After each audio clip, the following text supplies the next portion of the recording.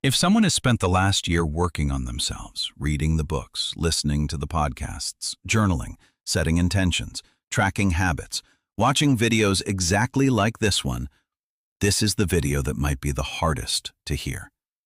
Not because it's cruel, because it asks one question that the entire industry is designed to avoid.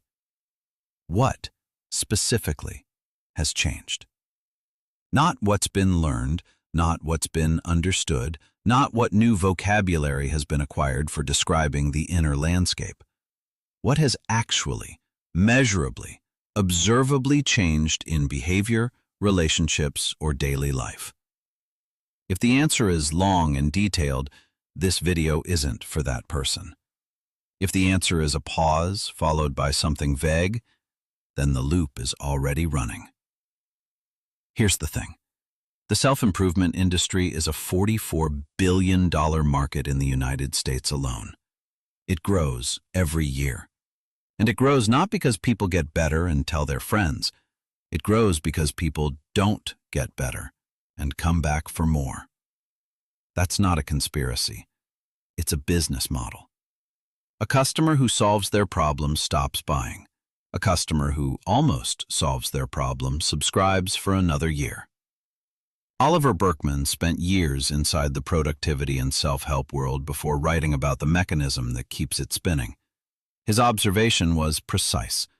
The industry sells a future version of the self that is, by design, unreachable. Best version of yourself isn't a destination. It's a horizon. It moves as the person moves. The books promise arrival.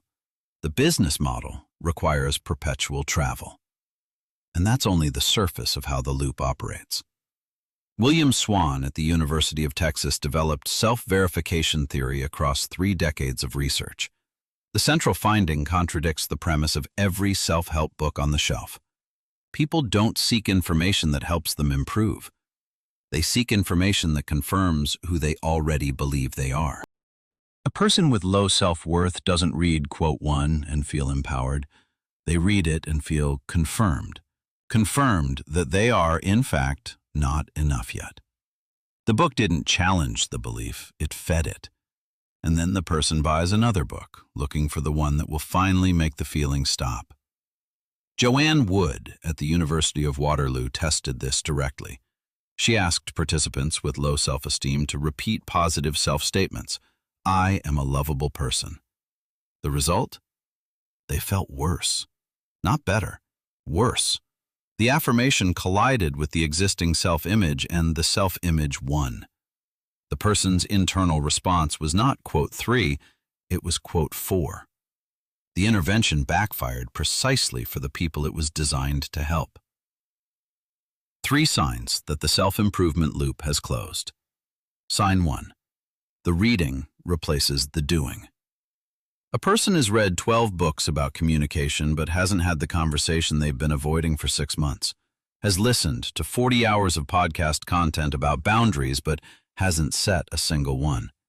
The consumption feels like progress because it activates the same neural circuits as taking action, planning, imagining outcomes, rehearsing scenarios. But consumption without application is preparation without a game. At some point, preparation becomes the game, and nobody notices the substitution because it feels productive. Sign 2. The vocabulary grows faster than the behavior changes. A person can explain attachment theory, name their conflict style, describe their nervous system's default mode. The language is precise, sophisticated, clinically informed. But the relationships look the same as they did 2 years ago. The words changed. The patterns didn't. And the gap between what someone can articulate and what someone actually does is the exact space where the loop lives. Sign 3. Finishing one resource immediately triggers the search for the next. The book ends, and the first thought isn't, quote 5. It's, what should I read next? The podcast concludes a series and the listener scrolls for a replacement. Not because the material was bad, because the process of consuming creates a specific feeling. the feeling of motion. And without the next input, the motion stops.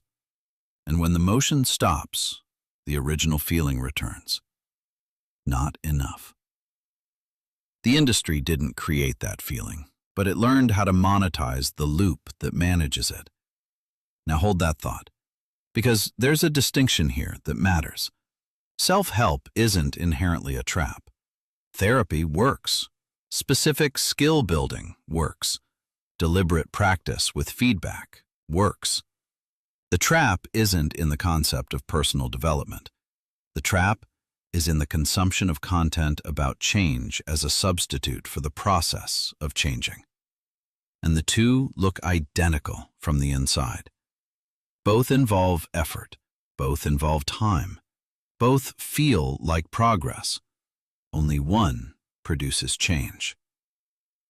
There was a guy, early 40s, kind, self-aware to the point of exhaustion, had a shelf of 40-plus personal development books, could explain his attachment style, his trauma response, his inner child, his shadow self, his love language, and his Enneagram number.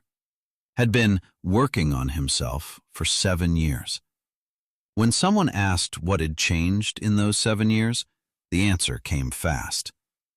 I understand myself so much better now. When someone asked how his relationships had changed, the answer came slower. I'm still working on that. 7 years, 40 books, same patterns. The understanding was real. The change was theoretical. The loop was invisible because it was dressed as progress. One question separates real change from the performance of change. Not, what have I learned? The loop loves that question because the answer is always satisfying. The question is, what have I done differently this month that I couldn't have done 12 months ago? Not understood differently, done differently. A conversation that happened, a boundary that held, a choice that went against the familiar pattern. If the answer is specific and recent, the progress is real. If the answer requires reaching back further than a month, the loop is running. Here's what that looks like in practice. Put the next book down. Not forever, for 1 month. Take the thing that's been understood the longest, the pattern that's been named, analyzed, journaled about, discussed with friends and possibly a therapist, and do one thing about it. One action that the theory has been pointing toward for years. The industry says, quote, 12. The loop says, quote, _13, quote. The pattern says, quote, _14, quote. The truth is simpler. The information has been sufficient for a long time. The action is what's been postponed. And postponement dressed as preparation is the most expensive form of standing still. Next, there's a pattern this audience will recognize in the first 10 seconds. 3 days.